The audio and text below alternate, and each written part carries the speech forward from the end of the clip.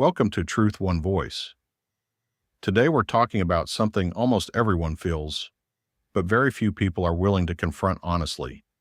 Social media is shaping your mind more than you think. It's shaping how you see yourself, how you see other people, how you define success, how you measure worth, how you interpret reality, and most of it is happening quietly. We are the first generation in history to wake up and immediately surrender our attention to corporations. Before we've even gathered our own thoughts. Before our feet hit the floor, we scroll. Before we speak to the people in our homes, we check notifications. Before we decide how we feel, we allow an algorithm to suggest what we should feel about the world. That should concern us, because attention is not neutral. Attention shapes belief. Belief shapes behavior. Behavior shapes identity. Identity shapes direction. And right now, our attention is being bought and sold at scale. The attention economy. Let's be clear about something. Platforms like Facebook, Instagram, TikTok, and YouTube are not free. You are the product. Your attention is the commodity. The longer you stay on the platform, the more ads you see. The more ads you see, the more revenue they generate. So ask yourself, what kind of content keeps people online the longest? Is it thoughtful discussion, or is it outrage, controversy, conflict, fear, comparison? If peace kept you scrolling, they would promote peace. But outrage pays better. The algorithm studies you, what you pause on, what you comment on, what you rewatch, what you argue about, and then it feeds you more of that. Over time, your feed becomes an emotional echo chamber, amplifying whatever triggers the strongest reaction inside you. That's not accidental.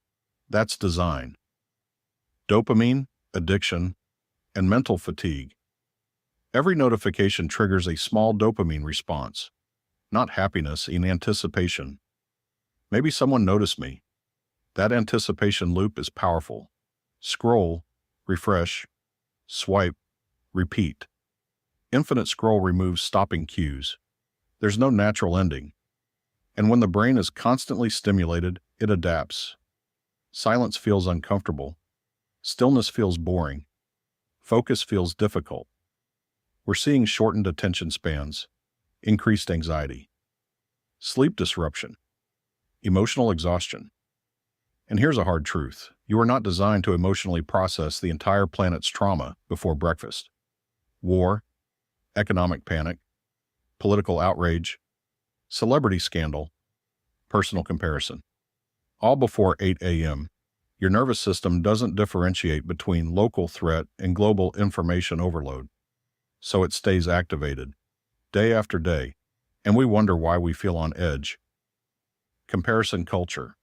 Social media has turned comparison into a constant experience.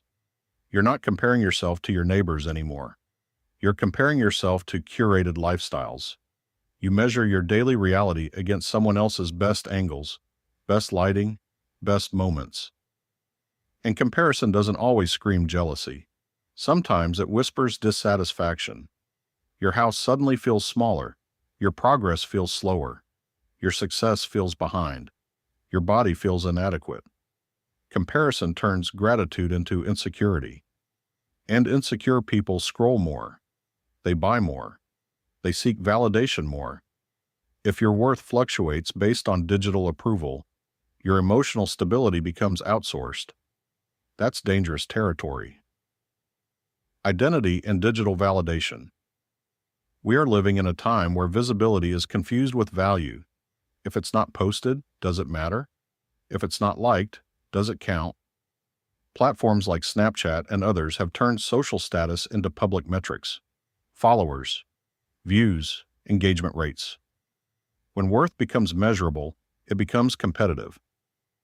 So people curate themselves, they filter, they brand, they perform. And performance slowly replaces authenticity. If you need constant affirmation from strangers, eventually you lose track of who you are without applause. That loneliness is real. Being seen is not the same as being known. Outrage and emotional manipulation. Emotional content spreads faster than nuance. Anger spreads faster than patience. Fear spreads faster than balance.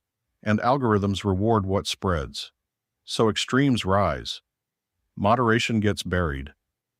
And we start believing the world is more hostile than it actually is. Constant reactivity becomes normal.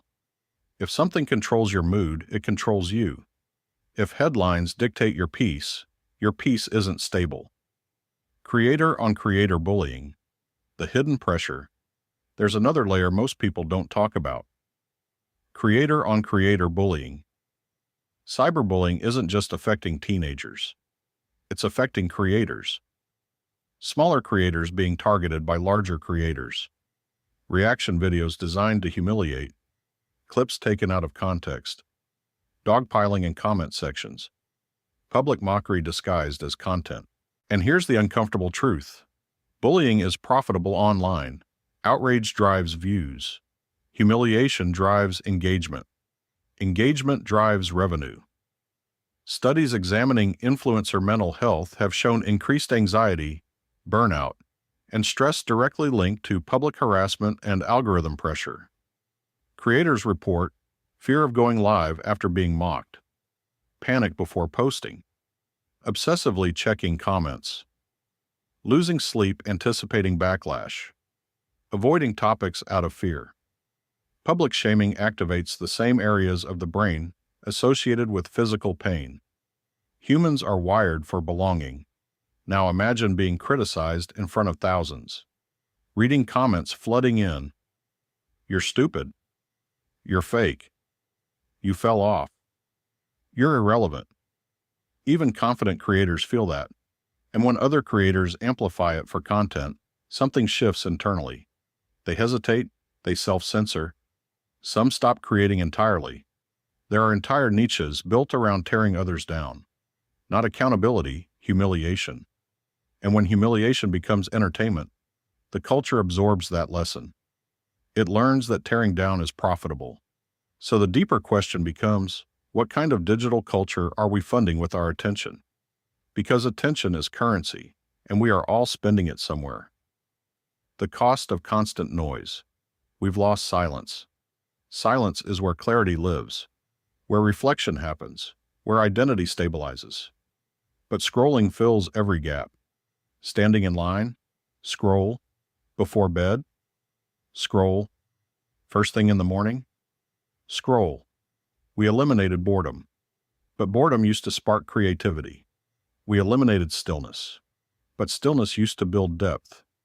If you cannot sit alone with your thoughts for 10 minutes, something has shifted. Scrolling is constant input. Growth requires space. Reclaiming control. This isn't about deleting everything, it's about discipline. Audit your feed. If something consistently makes you anxious, angry, insecure, or reactive, remove it. Set specific time boundaries. No phone first hour, no scrolling in bed. Schedule a 24-hour reset weekly. Replace the habit. Read. Exercise. Build. Create offline. Have real conversations. Real life has depth. Online life flattens everything into reaction. If you don't control your inputs will control you. Final thoughts. Social media is powerful, not evil, but powerful. And power without awareness becomes manipulation. Your attention is valuable. Your mind is valuable. Your emotional stability is valuable. Don't surrender them cheaply. Ask yourself, who is shaping my thoughts? How much of my mood is algorithm-driven? When was the last time I felt stillness without reaching for a screen? Master the tool. Don't let the tool master you. Guard your attention. Protect your clarity. And don't let the noise of millions drown out your ability to think. This is truth, one voice. And the truth is, your mind is worth defending.